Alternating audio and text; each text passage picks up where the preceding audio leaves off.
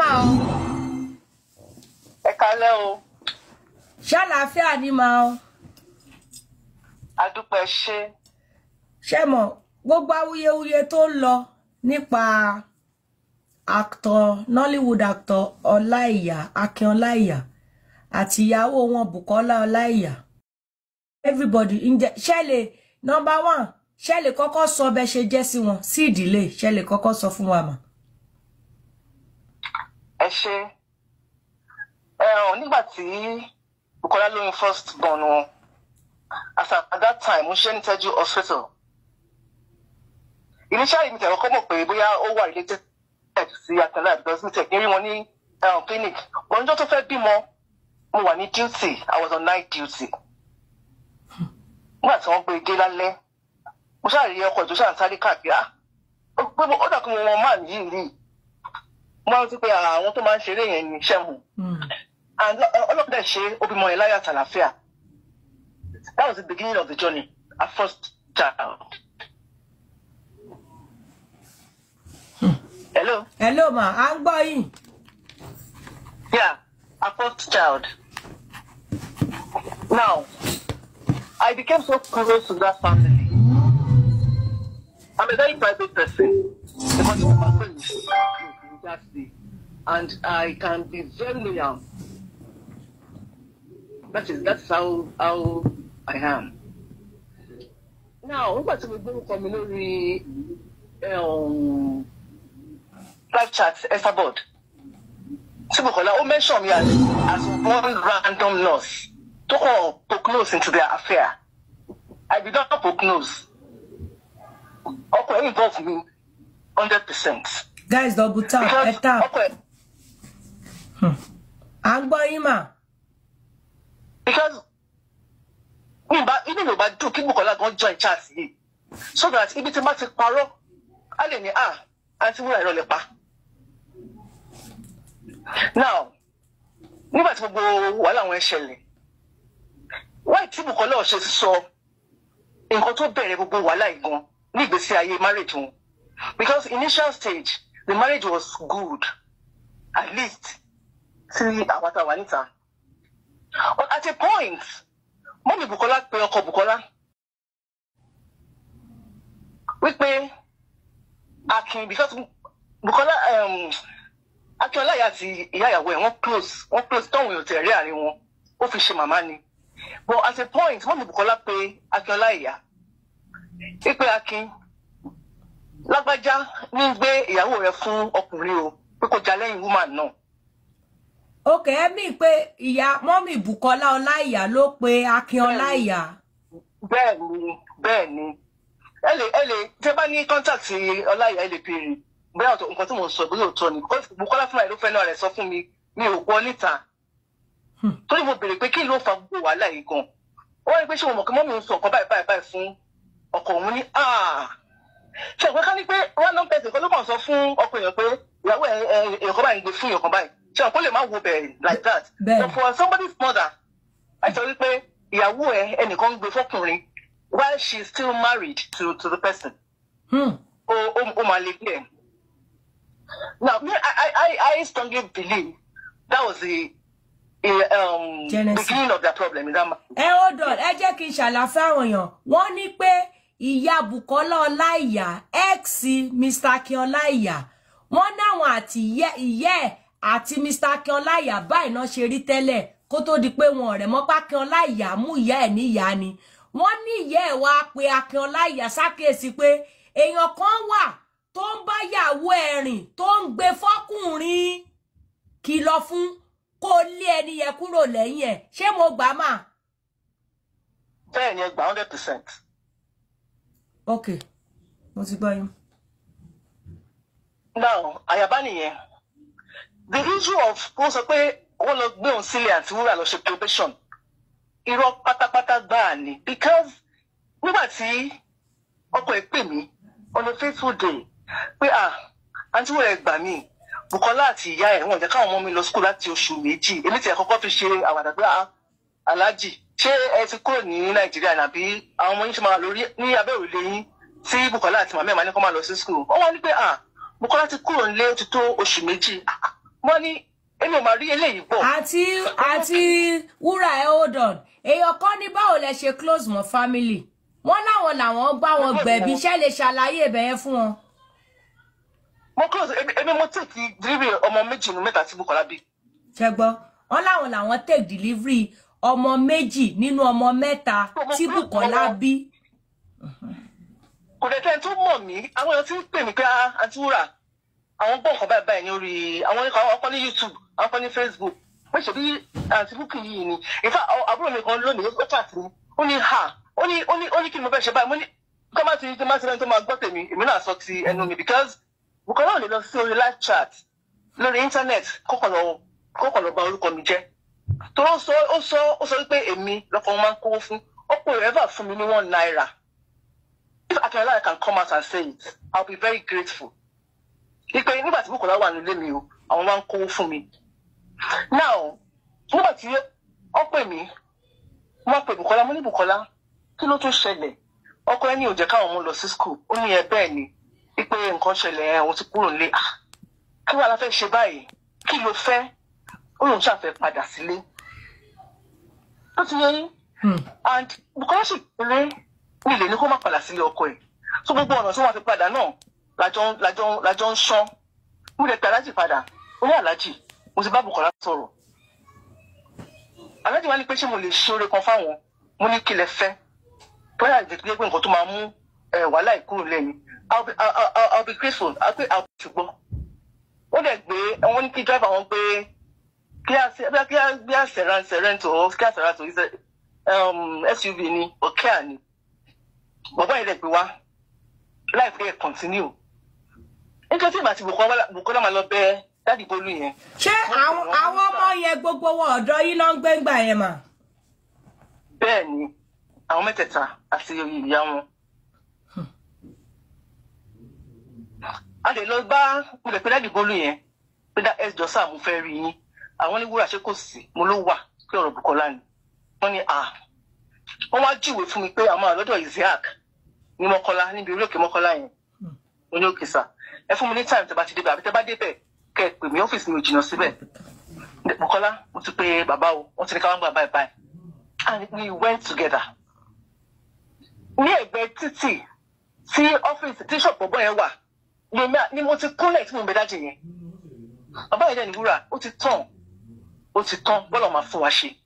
Mo ní because Bùkọ́lá sọ pé òun fẹ́ padà sílé ọkọ ó lóun ò rẹ́dí àti kúrò nílé ọkọ.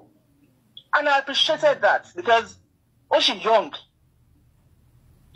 Na gbogbo táìmì yìí màmá Bùkọ́lá ń bá mi jà pé ó yẹ kémi pe òun kémi tó ní kí Bùkọ́lá kó máa bọ̀ lọ́dọ̀ mi. Bùkọ́lá ò ṣe bébì kì í ṣe toddler. And the business I had is with Bùkọ́lá, not with her mother. Màmá ò bí mi lọ́mọ, ó gbà mí lábúrò ni. Aṣáà ń bẹ̀ síwájú, à ń bẹ̀ sẹ́yìn. À ń lọ wọn tó bá ti ní wọn fẹ́ ṣe mísìn kan, wọ́n á tún níyà àti Wúrà ẹ jẹ́ ká tún lọ. Ní ọ̀dọ̀ bàbá tó pè ní àbúrò bàbá ẹ̀ tọ́lọ́wà ní Liberty Road, a jọ máa ń lọ bẹ̀bẹ̀ náà lọ yanjú ọ̀rọ̀. Bọ̀ kò sí ìgbà tí a bá lọ, wọ́n ṣáà ní kankan, wọ́n ní lójú wọn ní rídìí. Bọ̀ Aláàjì ṣáà máa aṣọ mi pé àǹtí Wúrà ẹ̀ máa wọ̀rí, ó máa gba padà sílé. Now, táìmì yẹn ni wọ́n fẹ́ ṣe wedding àbúrò Bùkọ́lá tó ń jẹ́ Rónkẹ́. Aláàjì wá ní pé kí n jẹ́ kó parí wedding gbogbo preparation wedding yẹn tó bá ṣe wedding yẹn tán wọ́n máa padà sílé. And immediately tó ń ṣe wedding tán Aláàjì wá gbé mọ́tò wá ó dẹ̀ gbé gbogbo wọn àti mọ́tò Bùkọ́lá gbogbo wọn dẹ̀ padà sí ilé wọn.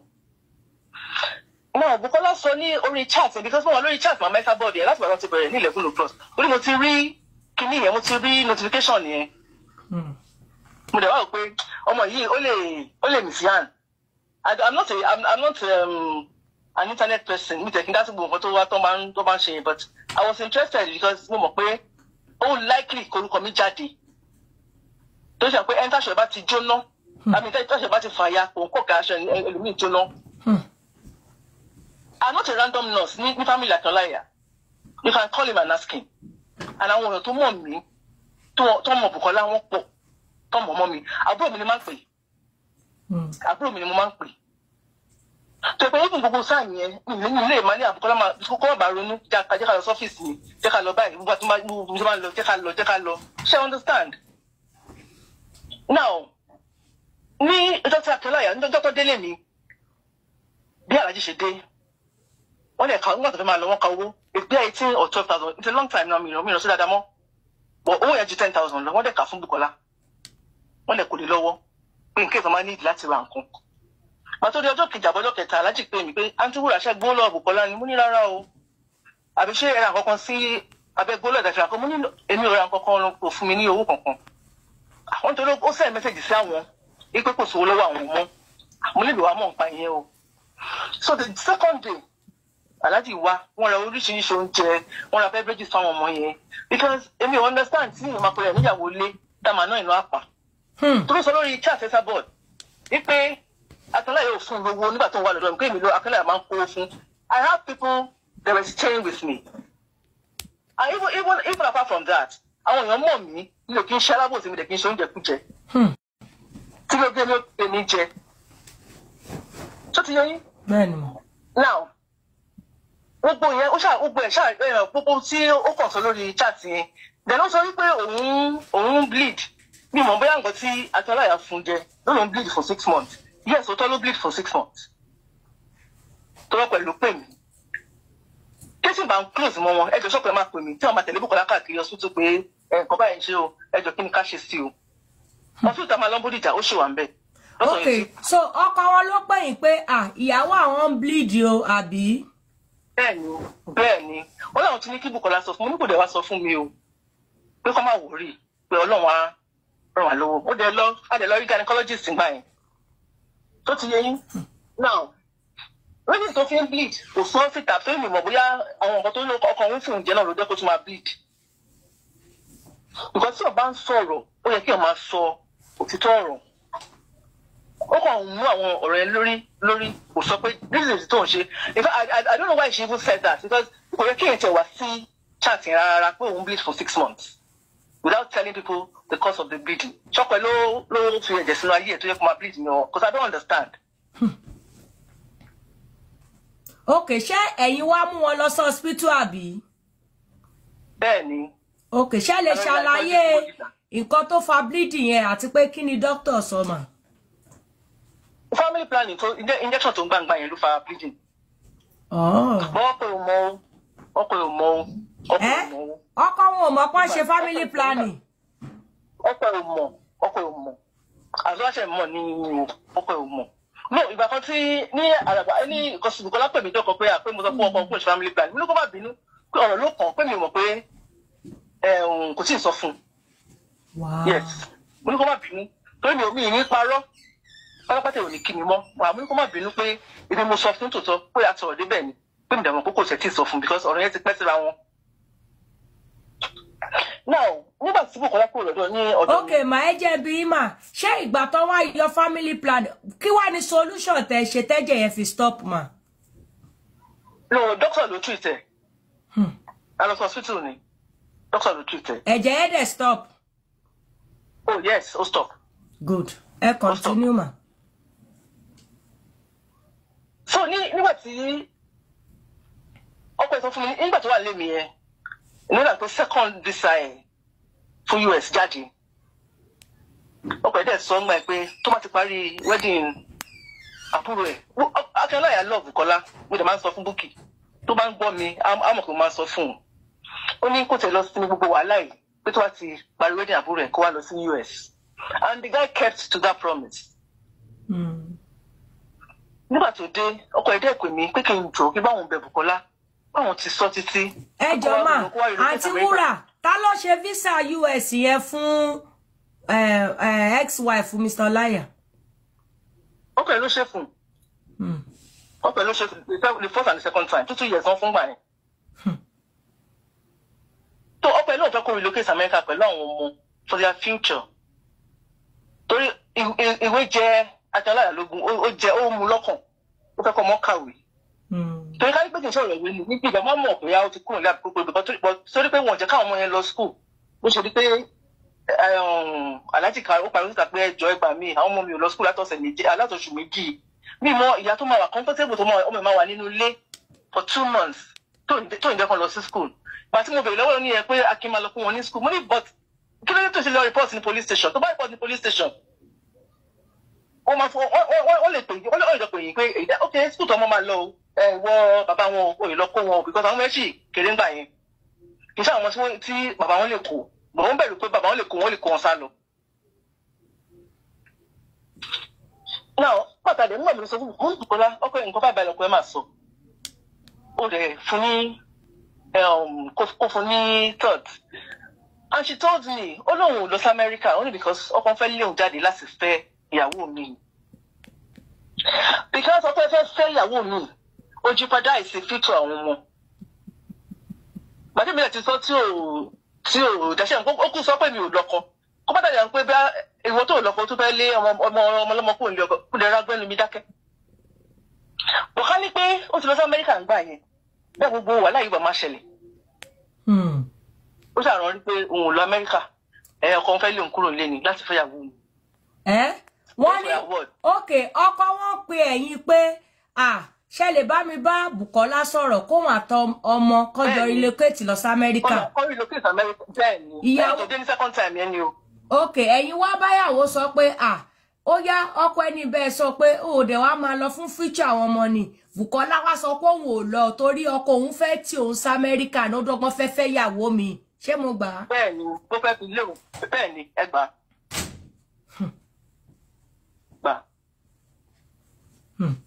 à ń gbọ́ yín lọ́mọ. torí mà tí ní gbogbo wàhálà yẹn ọkọ̀ ṣàtẹnu pé àwọn fẹ́ kí àwọn lọ rest ipò ti ṣe wàhálà wípé pé kó ṣàlọ rest torí Bùkọ́lá sọ pé wọ́n mú sílẹ̀ mi fún probation èmi ò mọ tó ń jẹ́ probation nù anybody ò force láti wá she came willingly. kì í ṣe pọ́kọ wọn ló lé wọn dànù pé kó kúrò lé. mi jẹun pé mi ò mọ ìgbà yẹn but after 2 months ó ti kúrò lé lọ́pọ̀ ẹni pé kò jẹ́ káwọn ọmọ lọ sí school èmi ṣẹ̀ṣẹ̀ tó get involved nínú picture yẹn. okay. ó ti yé yín. ó yé mi mà. so kálí pé kì í ṣe pé bóyá kálí àwọn ọmọ yẹn lọ sí school ni ó láìpẹ́ kí gbogbo wàhálà yìí má tẹ̀ jáde rárá. a dẹ̀ bẹ̀rẹ̀ sí níbẹ̀ gbogbo àwọn tó yẹ ká bẹ̀ Ọlọ́run dẹ̀ ṣe ó padà sílé. wọ́n tó padà sílé tó sọ pé wọ́n ti ní ọmọ àpamọ́ yẹn èmi ò I really don't ṣe ní nǹkan tí n bá mọ̀ bí ò ní sọ. ó sọ pé kọ́ máa ń nà òun kò rántí sọ fún wọn níjọ́ tí òun àtọ́pẹ́ ní agreement tó fẹ́ di physical kìíní tí mo dúró mọ́ pẹ̀lú ní Aláàjì you can't do this. ẹ lè máa ná Bùkọ́lá náà mi lè jókòó kí n máa ná Bùkọ́lá ṣé wọ́n bí wọ́n mi Bùkọ́lá la kí Aláàjì fẹ́ ná Bùkọ́lá kó ní kó má nù ṣe báyìí lè fẹ́ gba ilé lọ́wọ́. mo lè rántí pé Bùkọ́lá ní ìjọ yẹn Aláàjì kú ó bínú kúrò lé Bùkọ́lá wá ní pé pé mo ṣe pípé níjọ́ tí ọkọ òun ti ń nà òun pípé òun rí ọ̀ tó pèjà òun rí èmi ni first person ó láwọn ọkùnrin gan kì í dá sí obìnrin ni mí tó ti yẹ yín mi lè I won't be too happy kí ọkùnrin kan máa nà mí gbà schools so I should be able to stand up for another person tó bá di pé ó wà vulnerable. right.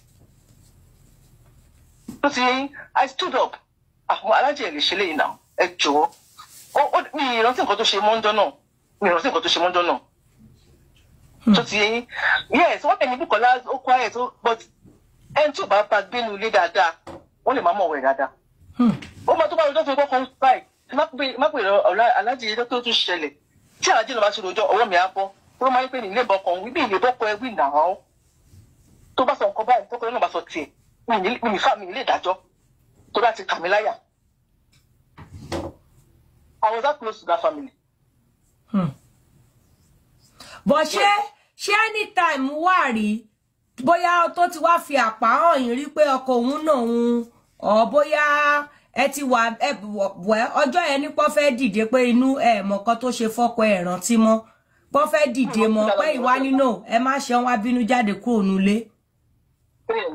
bẹ́ẹ̀ni.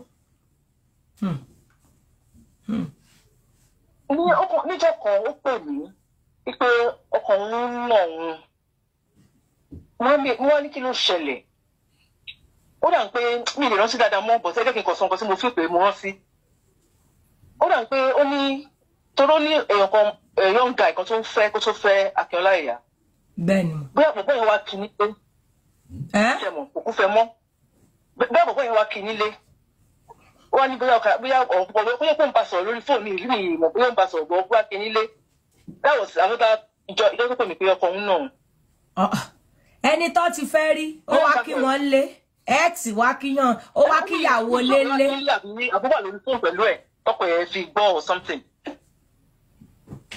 mi ì ṣọ́ dáadáa mọ́ ní sí ọ̀rọ̀ yìí ti pẹ́ tó ló wà nù yóò dà kó wà nù second born gbà yẹn. lọ́wọ́ pé mi tọ́jú mi ìrántí dáadáa mọ́. ok. yóò yóò pè mí mo wá fi ṣẹ́ mi. àǹtí Wúrà ẹ jọ̀ọ́ mo fẹ́ wẹ̀ olóòótọ́ nìyí ná ẹ ti ń sọ ìwọ̀nba akọ tó kàn yín lẹ ti ń sọ ǹjẹ́ ṣé lè bá mi sọ bóyá nǹkan bí àlè ti ṣẹlẹ̀ rí bóyá ìyàwó sáré gist ẹ mọ̀ pé close pé bóyá nǹkan bí àlè àṣìjẹ́ fàṣírí ṣe lọ́wọ́ mo fẹ́ sáré débì kan sọ fọ́kọ mi pé ọ̀dọ̀ ẹ mo wà ẹ mọ̀rú àwọn rọ́ǹsì ìrìn bẹ́yẹn ẹ má parọ́ máa hàn ṣérò ẹ ti ṣẹlẹ̀ rí. níjọ́ kan aláàjì pè mí ìwòsàn outside Ìbàdàn ẹgbẹ́ ó dà kan wà ní outside Ìbàdàn. bẹ́ẹ̀ ni mà. pé àwọn tí ń ṣàlàyé ìyàwó àwọn pé bọ̀ nọ́mbà ẹ̀ ò lọ wọ́n á ní kọ́jọ́ kí èmi náà try mo dẹ̀ try ẹ̀ nọ́mbà ẹ̀ ò lọ mo dẹ̀ pe mọ́mì ẹ̀ ẹjọ́ máa mo ti ń ṣàlàyé pé Bùkọ́lá ọkọ̀ ẹ̀ sí ń pè é níbo ni iṣẹ́ mọ ibi tí Bùkọ́lá wà wọ́n ẹ̀ dáadáa wọ́n ní àpé àwọn ò mọ ibi tó wà o kò sí lọ́dọ̀ àwọn bó wọ́n gbọ́ voice àwọn ọmọ yẹn ní background wọ́n ní wọ ohun láwọ́dá ni mò ń gbọ́ yẹn àwọn ní bẹ́ẹ̀ ni pé ó wá fún wọn síbí ni pé àwọn ò mọ ibi tó wà ǹjẹ́ ní òkè so nígbà tí Bùkọ́lá dé ìgbà tí mo get through sí and I asked her níbo ló wá gbà lọ tó ti ń pè látàárọ̀ tí fóònù ẹ̀ ò lọ ó dẹ̀ sọ fún mi ó ní òun lọ sí Ìjẹ̀bú èmi wá parọ́ fọ́pọ̀ ẹ̀ pé fóònù ẹ̀ kú mi àṣé ọkọ̀ ẹ̀gbọ́n àwọn tó rí nígbà tó sọ̀kalẹ̀ láti ní mọ́tò Ìjẹ̀bú wọ́n sọ fọ́pọ̀ ẹ̀ pé ní mọ́tò Ìjẹ̀bú ìyàwó ìsọ̀kalẹ̀ ní mọ̀lété níjọ́ náà. kémi dẹ̀ wá ń parọ́ wípé fóònù ẹ̀ kú ni ṣe mọ̀ pé mi kò ní ìtúbi too nice kí n dẹ̀ throw ẹ̀ under the bus ó ti tún níwọ̀n mi náà. bọ̀ kí ló dé tẹ́yìn parọ́ fún ọkọ wọn pé fóònù ẹ̀ kú ni. nǹkan tó ní kí n sọ ṣe mọ̀ I won't be too happy. Kó jẹ́ pé wọ́n ní àǹtí Wúrà ló máa sọ báyìí tí ọkọ mi fi lé mi jáde. I had to do that. I had to do that. Gbogbo ala máa ń ṣe irú ẹ̀.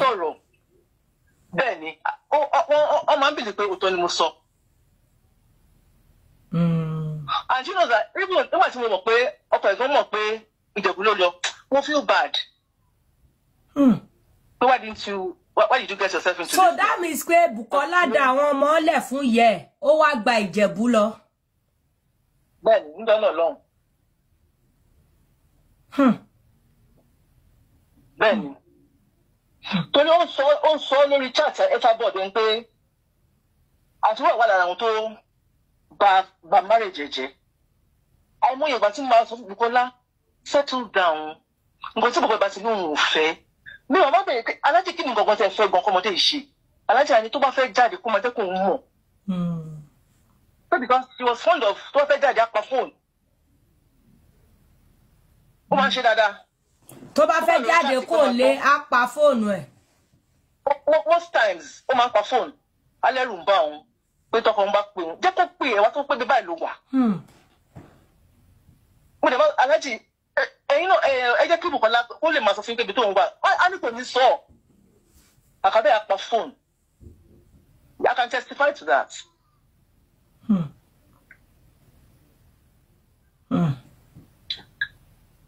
Okay ẹjọ́ àti Wúrà mo fẹ́ bi yín because ìyàwó rojọ́ ń pa ìyá Ìbàdàn kan ọmọ kẹta ọwọ́ ìyá Ìbàdàn bọ̀dá Akin Aláyà lónìí pé kíní kan ṣẹ́yìn mọ anything nípa ọ̀rọ̀ yẹn ẹjọ́ mo like yín o olóòótọ́ ènìyàn ní ẹ̀yin lẹ́dẹ̀ wá wílílì kó dárúkọ yín ẹ̀yin náà fẹ́ wá sọ ní tẹ́ ẹ mọ̀ ń pa wọn mo dẹ̀ rí pé ẹ wà fẹ́ ẹ ti sọ tìyàwó ẹ ti sọ tìyà ṣé mọ anything nípa ìyá Ìbàdàn mọ Akin Ọláìyà ṣé mẹ́ni tí ń pa wọn ṣọ́ọ̀rẹ́ yín ẹ mọ̀ pé close ṣé Bùkọ́lá gist yín nípa relationship wọn. ó sọ fún mi ó sọ fún kò ń ṣe nípa relationship ẹ̀ lọ́kọ̀ sọ fún mi pé ìyá Ìbàdàn bímọ fún ọkọ òun but that was before ọkọ òun tó bímọ Akin Ọláìyà. that was before ọkọ tó bímọ títí ẹ̀ so ó lẹ́yìn kan ọmọ yẹn ju first born Bùkọ́lá lọ. according to her. ẹ dúró nǹkan tí yóò bá.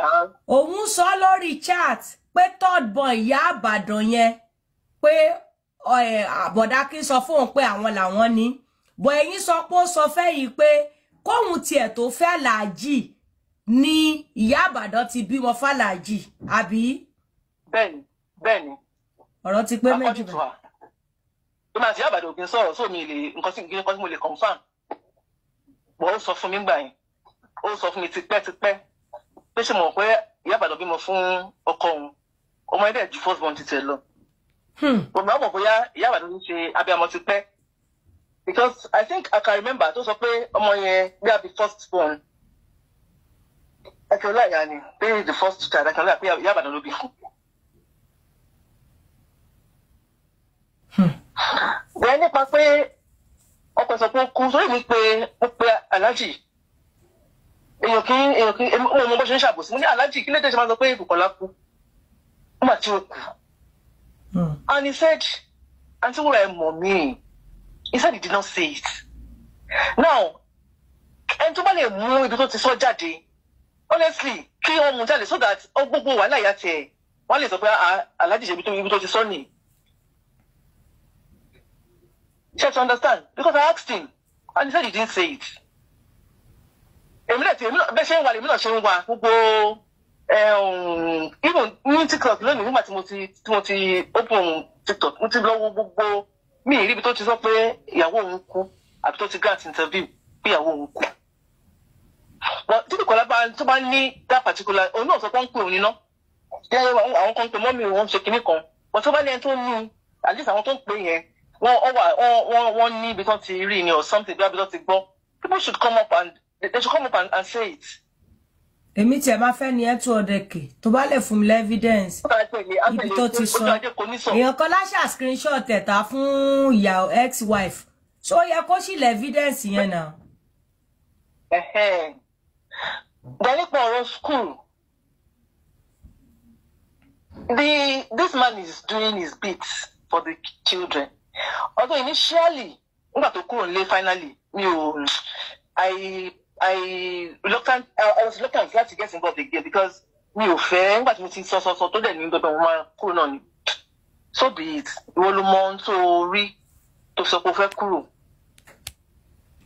and mo dẹ̀ máa ń Alhaji báwo làwọn ọmọ ṣe ń gbúrò wọn o ṣe ń ṣe school wọn ṣe ń sanwó school wọn ó lè máa ní ìgbà kan wọ́n láwọn ọmọ school táwọn ọmọ yẹn lọ and I say mo dẹ̀ ní Alhaji ẹ̀yin náà try to find out. Ọmọ mẹ́ta ti kúrò ẹni tó ti bí ọmọ mẹ́ta fún ti kúrò ní ìní kò síbi tẹfẹ ẹ lè rewrite story yẹn. These are 3 boys tọ́wọ̀n fún yín and he got along with gbogbo wọn jọ ń lọ sí school wọn jọ máa lọ ń ṣe wọn máa ń lọ sí school wọn àwọn lọ school wọn lónìí o àwọn ràwé báyìí o àwọn ṣe báyìí o but he made sure that according to him pé àwọn máa ń sanwó school àwọn ọmọ yẹn directly to school. And nǹkan táwọn ní àwọn máa ń lọ ń gbé fún wọn bí oúnjẹ. Okay, jẹ́ n bi yín question ma gbogbo ìgbà táwọn ọmọ yẹn wà lọ́dọ̀ yín àti ex-wife Mr. Akin ṣé ìgbà kan ti wà rí tó yẹ pé Mr. Akin mówó oúnjẹ wá ọ̀tán gbóúnjẹ wá fún yín ọ̀tán wá bẹ̀ wọ́n wò àbí àwọn ọmọ yẹn kàn wà lọ́dọ̀ yín àti ìyàwó wọn ọ̀dẹ̀ yà sí wọn. wọ́n máa ń wá o I think the first day tí wọ́n kọ́kọ́ dé Alhaji wa ó ka mí ìrántí bá 12 bọ̀ owó yẹn ju 10,000 bọ̀ bóyá 12 or 18,000 ó kà fún Bùkọ́lá pàtó wá fi ní dọ́kẹ̀ta Bùkọ́lá sọ pé ó ti tán lọ́wọ́ òun so Alhaji wa bèèrè lọ́wọ́ mi pé kí n jọ pé ṣé mo gbowó lọ́wọ́ òun ò gbowó lọ́wọ́ ẹ̀ o mo ní ṣe 1993 mo ti ń ṣiṣẹ́. tó ti yẹn so the man was first láti wá ra oúnjẹ sọ́dọ̀ wa wọ́n ra gàrí wọ́n ra rice wọ́n rẹwà wọ́n dẹ̀ ra beverages fáwọn ọmọ yẹn. Because in 2 days tí olówó bẹ̀ yẹn tán I was even shocked because mo wà mẹ́gbàá tó kàwó yẹn fún Alhaji ò kàwó lé mi lọ́wọ́ nítorí ó sọ fún ìyàbọ̀dì pé ìyá àti wúrà ló máa ń kàwó fún Alhaji ò kàwó fẹ́ mi o Bùkọ́lá ló máa ń gbowó lọ́wọ́ ẹ̀kọ́ rẹ̀ sí ìgbà tí wọ́n bá wá tó bá wà láwọ́ Alhaji ó máa ń fún wọn. Because wọ́n ti incident kan lẹ́yìn tí bóyá Alhaji wà lánàá kó fún un lówó. ẹjọ 10 sọ 18k whatever 2000 kíni yẹ kíni náà. mi lè rántí déètì yẹn dáadáa. Ẹbọ yí ẹ Nígbà wo. tí ọ̀rọ̀ àwọn yẹn ṣì wà ní primary school, wọ́n sì kéré bí 20. It's about 7-8 years now. Okay, 18,000 gbà yẹn ó jọjú. Okay. No, kì í ṣe owó kékeré. Kì í ṣe owó kékeré nígbà yẹn. Bẹ́ẹ̀ni. Tó bẹ̀rẹ̀ pé o ti tọ́ láàrin 2 days. Ẹ jọ̀ọ́ ṣé Bùkọ́lá Ọláìyá ṣó ń ṣiṣẹ́ ṣé mọṣẹ́ kan pàtó mọ́? Ṣé nígbà tó wà ní ọkọ àbí nígbà tó kúrò ní ọkọ ẹ̀? Nígbà tó wà ní ọkọ àtìgbà tó kúrò. Ṣé wọ́n ṣiṣẹ́? Òtúṣẹ́. Wà Nígbà tó kúrò ní ọkọ, ó lóun ríṣẹ́ sí ṣé IAR àǹtí àbí inú ibi kan tó wà ní Jericho yìí. Ṣé free nàbí kí wọ́n ti ń pè?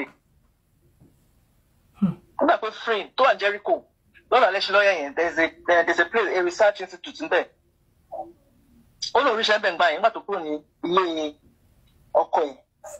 Mo lábúrò kan tó ṣiṣẹ́ bẹ̀ náà mo dẹ̀ pé àpé lágbájá jọ àwọn àbúrò mi pẹ̀lú wọn lọ́dọ̀ yín. Ó wá ní kí n bèrè department tó wà. Bùkọ́ náà sọ fún mi department tó wà àfi tó bá máa sọ fún mi lálẹ́ ìyẹn lòun pé òun ò kan gba any new person sí ọ̀dọ̀ wọn because the person is the top staff bẹ́ẹ̀ nọ́mbà yẹn. Kò náà mọ̀ bóyá ó gba back door wọlé o láti máa ṣiṣẹ́ ní. Bọ̀ gbogbo ìgbà tó ń fẹ́ Mr. Akin Ọláìyá wọn ò ṣiṣẹ́.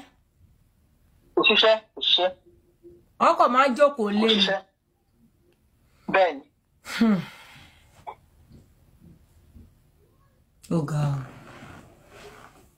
Àwọn ìgbà fún àti máa ń ní pé kí n bá òun bọ́ kan sọ̀rọ̀ kó jẹ́ kó máa lọ church. Wọ́n gbìyànjú ní ibi tí Ọlọ́run lè ràn mí lọ́wọ́ dé.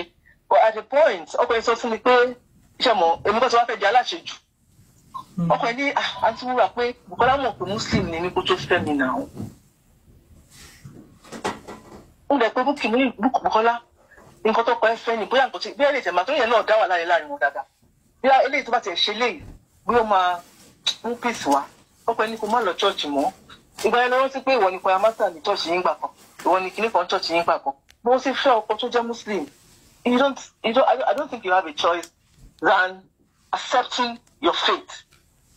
Mo sọ fún un ní irú ẹni tó ti ń kẹ́ máa kó ènìyàn yẹn tó bá jókòó síbẹ̀ tó bá ń gbàdúrà ní ìgbógbé ṣe mọ́ tí Bùkọ́lá bá ń gbọ́ mi àfi tó bá yẹ pé ó fẹ́ ṣe Ọlọ́run ló máa ní pé gbogbo nǹkan tí mo sọ irọ́ ni. Tó bá jókòó síbẹ̀ tó bá ń pe Ọlọ́run tó bá ń pè wọ́n ò ní sọ pé kí ló ń sọ mẹ́yìn ìwọ ló mọ orí àdúrà tó ń gbà ó dẹ̀ mọ ẹ̀dùn ọkùnrin tó dẹ̀ ń bọ́ lọ́n sọ.